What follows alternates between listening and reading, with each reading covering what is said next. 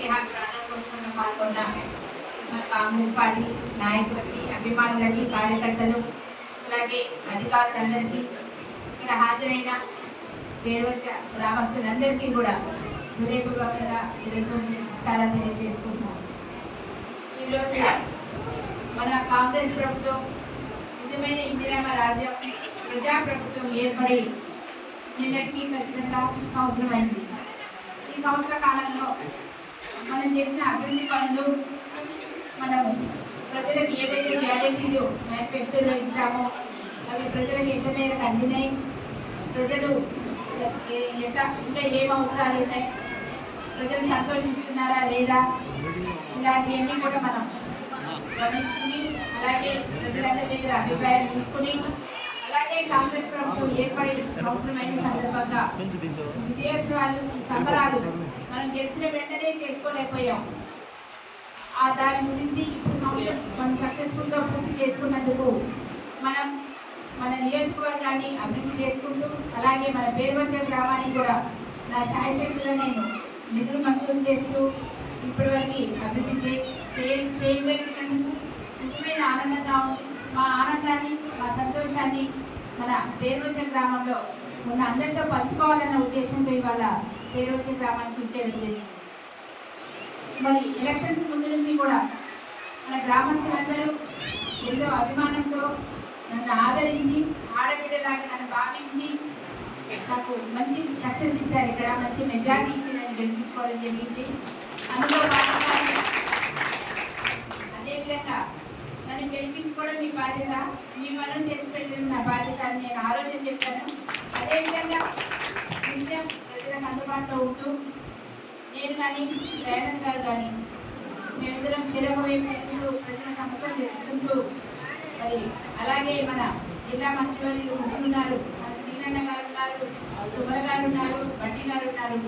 వీళ్ళందరి సలహాలు సహకారాలతోటి, వాళ్ళ అండదండతోటి వాళ్ళ ముందంజ వేస్తూ నేను ఇప్పటికీ నియోజకవర్గానికి 150 కోట్ల నిధులు తీసుకురావడం జరిగింది. అందులో మేజర్గా ఇప్పటికి 100 నుంచి 120 కోట్ల పనులు కూడా పూర్తయినాయి, మిగతా ప్రాసెస్లో ఉన్నాయి. అదేవిధంగా చూస్తే మన పేరువచ్చ గ్రామానికి కూడా నేను ఇప్పటి వరకు 1,00,000 రూపాయలు నిధులు మంజూరు చేయడం జరిగింది. ఆల్రెడీ కొన్ని పనులు కంప్లీట్ అయినాయి, కొన్ని ప్రాసెసింగ్లో ఉన్నాయి. అలాగే మనకి ఇక్కడ ఎక్కడ చూసినా కూడా మంచినీటి సమస్య చాలా ఎక్కువగా ఉంది.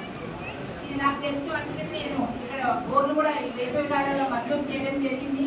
కాకపోతే గ్రౌండ్ వాటర్ లేదు, మనందరికీ తెలుసు. 5 బోర్లు ఫెయిల్ అయినాయి, ఒకే ఒక బోర్ సక్సెస్ అయింది. కనుక నేనైతే 6 కోట్ల రూపాయల నిధులు మంజూరు చేశారు. మనం వేసిన వాటిలో 50% వచ్చినాయి. ఎక్కడ చూసినా, ఏ ముద్ద చూసినా మిగతాన్ని ఫెయిల్ అయినాయి.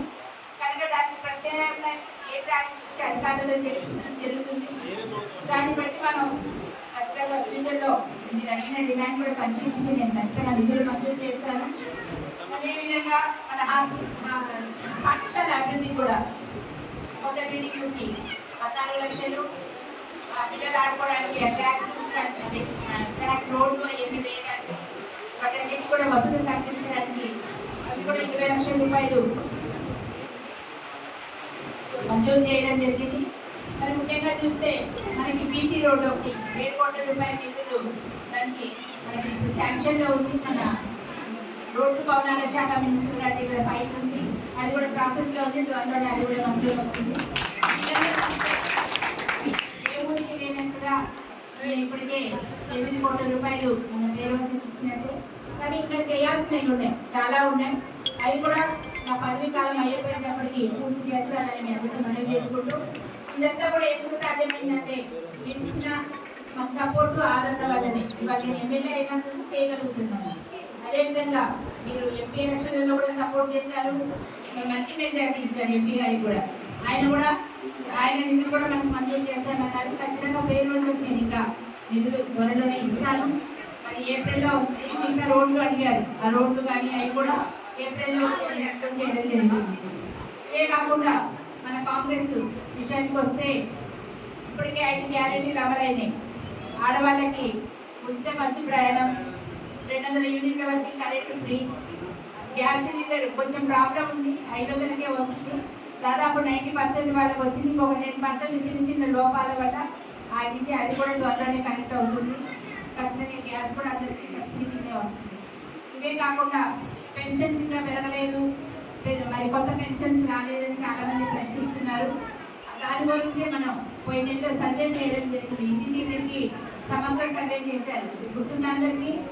అధికారులు వచ్చి చేశారు కదా ఆ సర్వేలు. కొత్త పెన్షన్స్ ఇవ్వడానికి, కొత్త రేషన్ కార్డులు ఇవ్వడానికి, ఇంకా అలాగే వితంతు పెన్షన్స్ ఇలాంటివన్నీ ఇవ్వడానికి, ఇంకా రేపటి నుంచి మనకి ఇళ్ళ గురించి కూడా సర్వే మొదలవుతుంది. ఇందిరమ్మ ఇళ్ళ గురించి, ఇందిరమ్మ కమిటీల ద్వారా ఎవరికైతే నిజమైన అవసరం ఉంది, ఎవరైతే పేదవాళ్ళు ఉన్నారు అనేది గతంలోలా కాదు, ఇప్పుడు ఖచ్చితంగా పేదవాళ్ళకు ఇల్లు లేని వాళ్ళకి ఎటువంటి పక్షపాతతో లేకుండా ఇల్లు మంజూరు చేయడం జరుగుతుంది.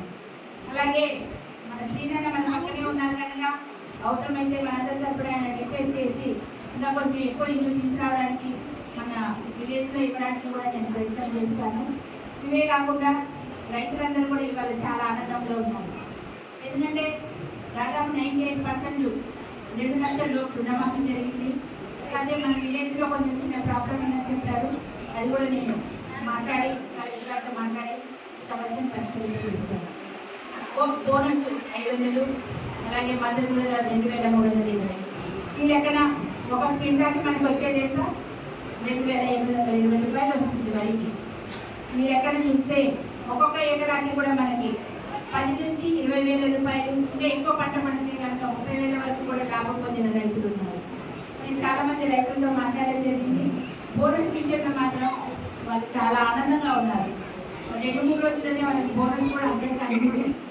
మరి అందుకని రైతులు కూడా ఇప్పుడు చాలా కాంగ్రెస్ ప్రభుత్వం పట్ల సంతృప్తి వ్యక్తం చేస్తున్నారు. మిగతా సంక్షేమ పథకాలు ఏవైనా ఉన్నా కూడా త్వరలోని జనవరి